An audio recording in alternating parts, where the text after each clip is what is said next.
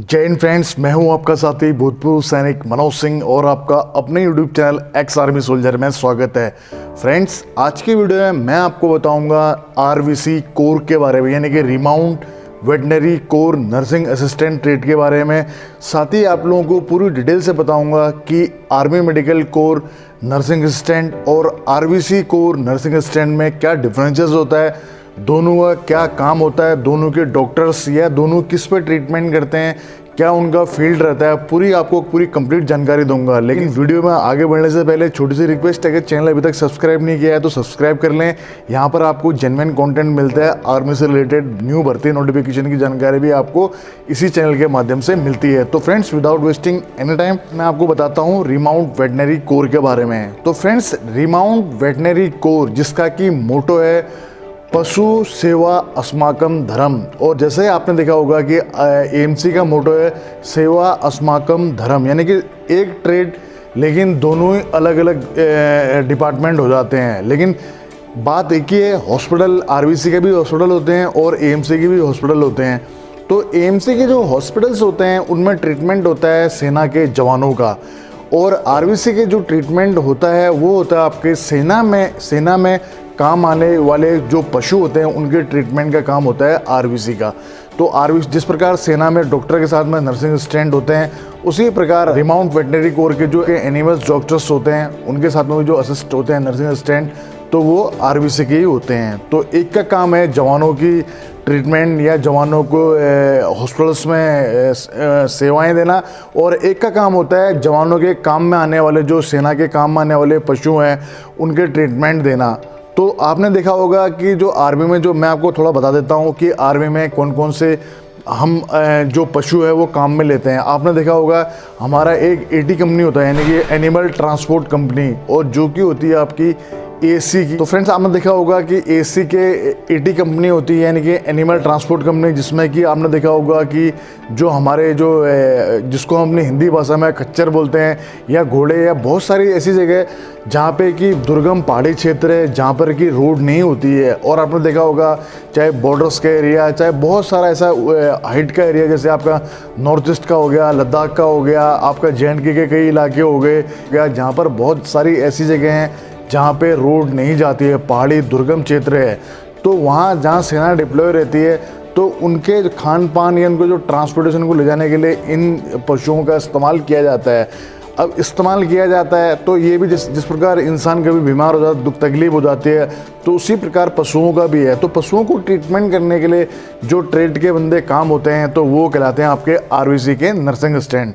तो आपको ये चीज़ तो क्लियर हो गया कि जो सेना के काम में आने वाले, जो सेना के जवानों को ट्रीटमेंट वो होता है एएमसी के द्वारा, और सेना के काम में आने वाले पशुओं का जो ट्रीटमेंट होता है वो होता है आरवीसी कोर का द्वारा। और आपने देख भी लिया होगा कि आरवीसी का जो प्लस का सिंबल है वो ब्लू और वाइट में है, और जो एएमसी का प्लस का सिंबल होता है वो आपने देखा होगा रेड और वाइट में है।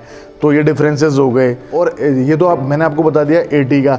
प्लस आपने देखा होगा हमारा डॉग स्क्वाड, आपने बहुत सारे एनएसजी की जो ड्रिल में देखा होगा कि जो आर्मी में जो यूज़ लिए जाते हैं डॉग, वो कितने ज़बरदस्त होते हैं, क्या उनका ज़बरदस्त सिक्योरिटी, क्या उनका ज़बरदस्त ट्रेनिंग होता है। आपने देखा होगा सेना के कदम से कदम मिला के चलते हैं, बिल्कुल जैसे सेना की ट्रेनिंग चलती है वैसे उनकी भी चलती है। ID dog, ID tracker dog और एंटी पर्सनल माइन। कई बार ऐसा हो चुका है कि इन जो डॉग्स हैं आर्मी के जो डॉग्स होते हैं, इन्होंने बहुत बड़े बड़े हादसे होने से टाले हैं। इन्होंने बहुत बार ऐसे मतलब आईडी डिटेक्ट की है, या ऐसे और यही नहीं कि दुश्मनों का पता लगाने के लिए भी इनको स्मेल के द्वारा इतने ज़बरदस्त होते हैं कि स्मेल से पकड़ लेते हैं। तो कई बार सेना के बहुत बड़े बड़े काम इन पशुओं के द्वारा हुए हैं या डॉग के द्वारा हुए हैं। उसी प्रकार सेना का जो ट्रांसपोर्ट है वो हॉर्स के द्वारा होता है। तो फ्रेंड्स, ये दोनों के काम थे, ये मैंने आपको बता दिए। अब बता देता हूँ कि सिलेक्शन प्रोसेस इनका कैसे होता है, क्या इनका एज क्राइटेरिया होता है और कैसे इनका सिलेक्शन प्रोसेस होता है। तो फ्रेंड, चलिए सबसे पहले हम बात करते हैं एज की। तो इसमें आपकी एज होनी चाहिए 17.5 टू 23, यानी कि आप 17.5 साल से 23 साल तक आप इसमें अप्लाई कर सकते हैं। अब फ्रेंड्स, अगर हम बात करते हैं हाइट की, तो हाइट होती है आपके स्टेट के अकॉर्डिंग और आपके रीजन के अकॉर्डिंग। उसके कंप्लीट वीडियो आपको आई बटन में मिल जाएगी। आप अपने स्टेट के अकॉर्डिंग देख सकते हैं कि आपके स्टेट में आपका सोल्जर जीडी के लिए क्या हाइट है, सोल्जर टेक्निकल के लिए क्या हाइट है, सोल्जर ट्रेड्समैन के लिए क्या हाइट है। तो पूरी डिटेलमेंट से जानकारी दी है और साथ ही आपको ये मदद मिलेगी कि आपका स्टेट किस रीजन में आता है, क्योंकि रीजन के अकॉर्डिंग ही हाइट का क्राइटेरिया सेट किया हुआ है। तो फ्रेंड्स चलिए, हाइट का आपके स्टेट के अकॉर्डिंग हो गया। अब बात करते हैं एजुकेशन की। तो एजुकेशन जो सेम NA AMC का था, तो सेम वही एजुकेशन क्राइटेरिया RBC का भी है, यानी कि RBC का जो एजुकेशन क्राइटेरिया है वो है आपका 12th पास विद साइंस, जिसमें आपकी फिजिक्स, केमिस्ट्री और बायोलॉजी होनी चाहिए। मान लिया कि अगर आपकी बायोलॉजी नहीं है तो आपका होना चाहिए आपका जियोलॉजी और बॉटनी के थ्रू आपका यानी 12th पास, ओवरऑल 50% और हर एक सब्जेक्ट में 40% से एबव नंबर होने अनिवार्य हैं।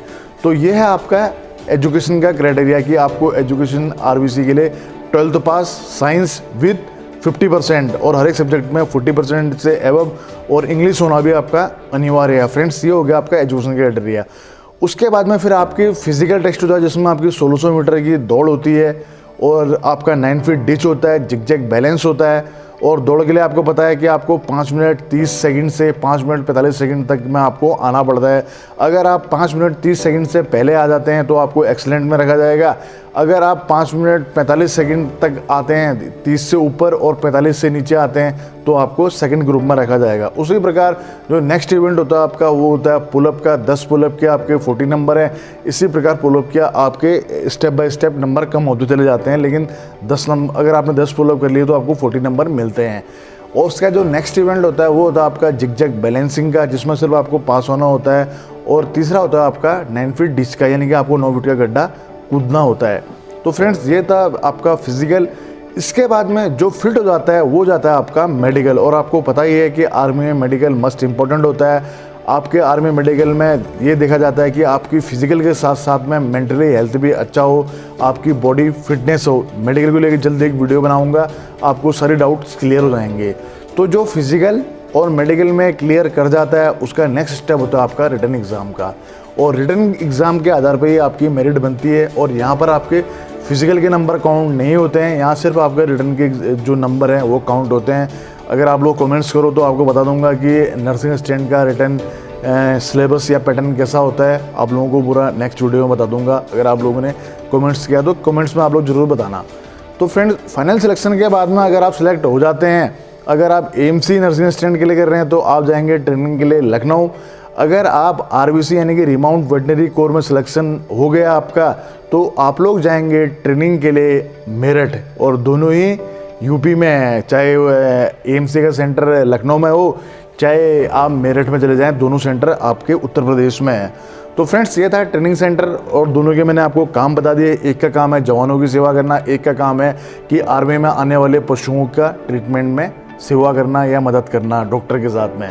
तो दोनों में ये डिफरेंस था और दोनों का नाम सेम था कि नर्सिंग असिस्टेंट, ट्रेड सेम था, लेकिन दोनों के बैच अलग हैं। एक का AMC का है, एक का RBC का है। और AMC का मोटो है सेवा अस्माकम धर्म और RBC का मोटो है पशु सेवा अस्माकम धर्म। तो फ्रेंड्स, ये था मेरा वीडियो। जो आप लोगों ने बहुत बोला था कमेंट्स में कि सर RBC को लेकर वीडियो बनाए, तो मैंने कंप्लीट जानकारी दी है। फिर भी मेरे वीडियो में अगर कोई पॉइंट छूट गया हो तो आप लोग मुझे कमेंट सेक्शन में ज़रूर बताएं। कमेंट्स के आधार पर मैं आपको वीडियो बना के आप लोगों के सारे डाउट्स क्लियर करने की कोशिश करूँगा। तो दीजिए अपने भाई को इजाज़त। जय हिंद, वंदे मातरम, भारत माता की जय। दोस्तों, सब्सक्राइब कीजिए एक्स आर्मी सोल्जर को डिफेंस की सबसे सटीक और सबसे आसान भाषा में जानकारी के लिए। साथ ही बेल आइकन को प्रेस करें ताकि आपको नोटिफिकेशन सबसे जल्द मिले।